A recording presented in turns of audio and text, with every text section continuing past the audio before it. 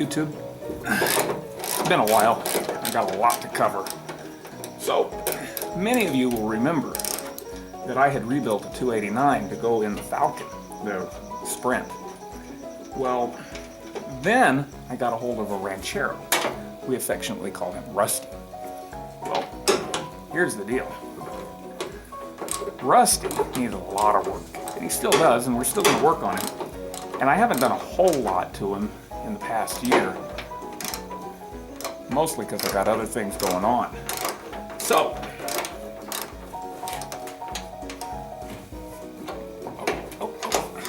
anyway, there's been changes. And basically what's happened is the Sprint is a factory 260.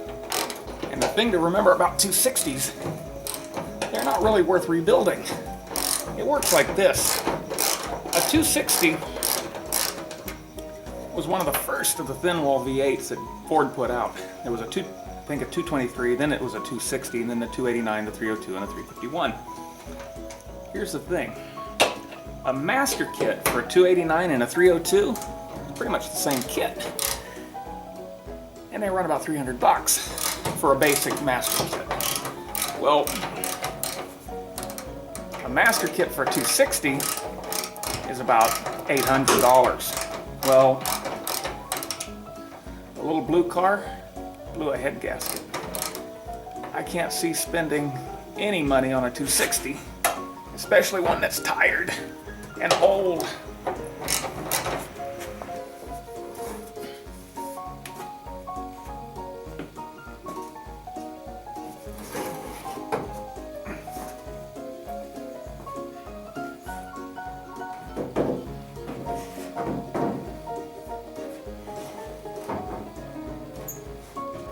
So you're probably wondering, what's the plan?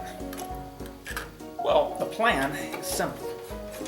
The 289 that we rebuilt was originally purchased for this car.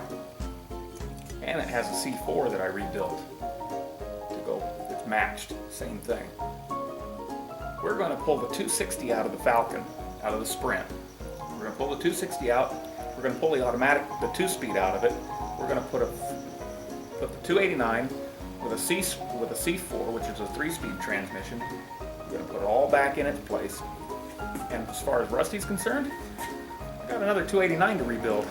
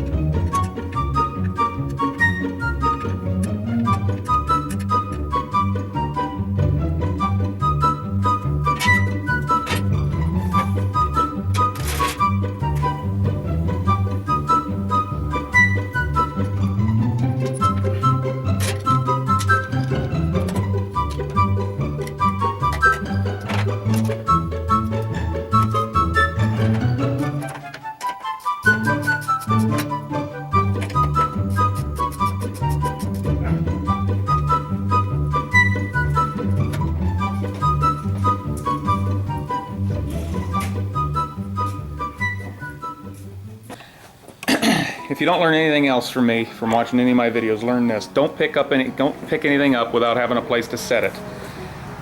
We're getting ready to pull the engine out. I think I've got everything disconnected, hopefully.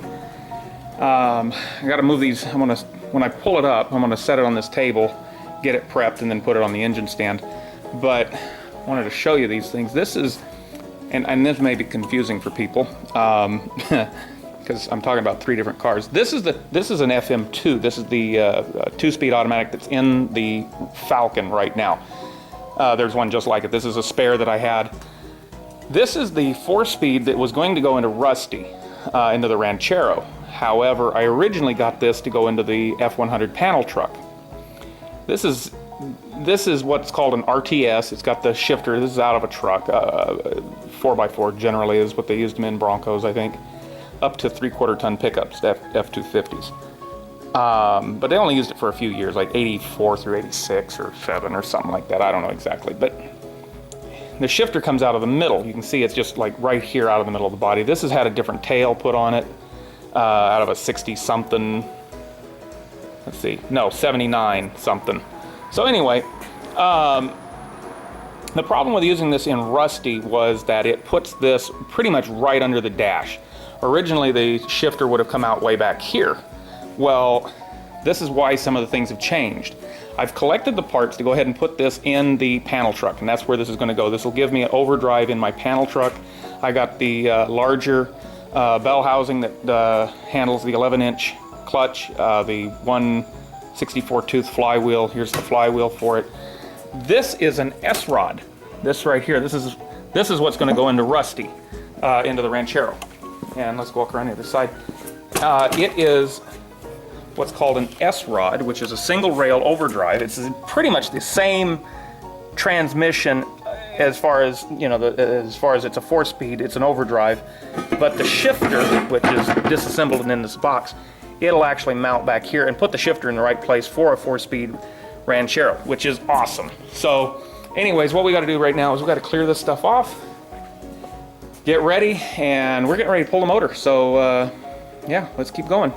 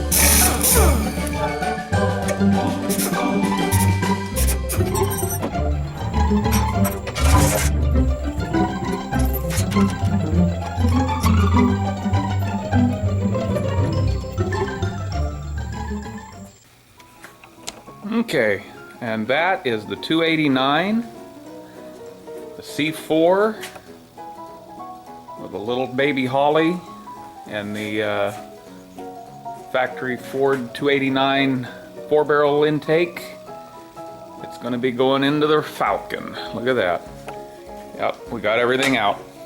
Yeah, it's been a couple days since I pulled the engine and transmission out of the I keep wanting to say Ranchero, out of the Falcon.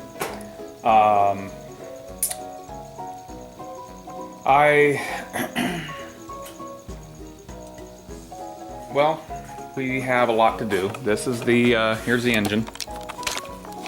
That's the 260 that was in it. Get a good look at it, because not really much. Not really going to keep this. I thought I'd point out a few of the differences between the 289s and well, a few of the differences between the early 260s and 289s and that kind of stuff. A couple of big things on the front that you might note is this is the Sprint. And this is actually more important, more pertinent to this car. Because this is the Sprint, it has the chrome valve covers. It's got the breather cap built into the valve cover. The 289, the 260s, the V8s that were equipped in the like the 1963 and even the 64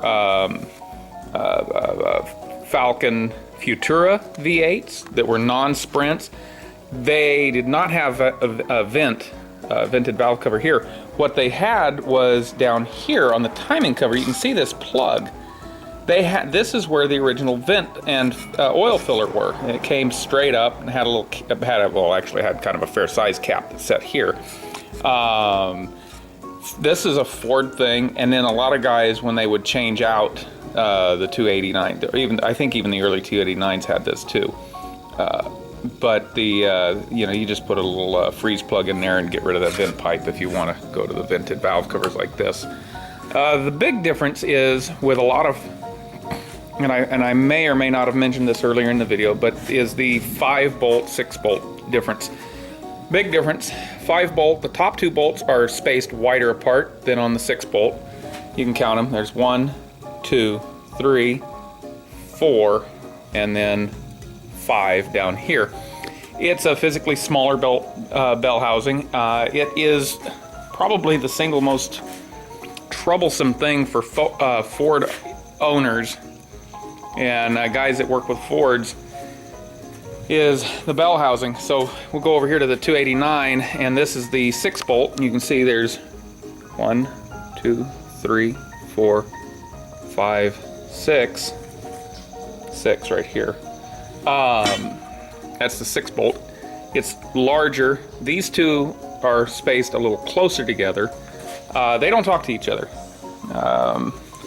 There are bell housings that were made for both units. However, the early 5-bolts are getting really hard to find. Anyway, next step on this, I'm going to start pulling the ancillaries off of the 260, like the brackets, and I'm going to get a seal kit for the power steering pump. I'm going to get brushes and rebrush do the brushes on the generator. We're going to keep the generator. I was thinking about putting an alternator, but generator works fine. If I want to upgrade it, I can do that later. It's not a big deal, but I got to pull those brackets off. We got to pull the brackets, clean them, paint them, get them all ready to put on, and we'll transfer them to the new motor. Next time you catch me, we may be, we'll be in the middle of doing all that kind of stuff. We're going to clean the engine compartment out and maybe repaint it. Just, maybe even if it's just rattle cans. You can see my rotten battery holder there. We've got a new one. We're going to pull that out and replace it. Power steering is a nightmare, greasy mess. I'm not sure. I may check and see if I've got the the stuff to overhaul the cylinder, the piston for the power steering. I'm not sure. This conversion is not quite as easy as just pull it out and put it in. We've got to swap, get rid of the transmission mount. I got to change the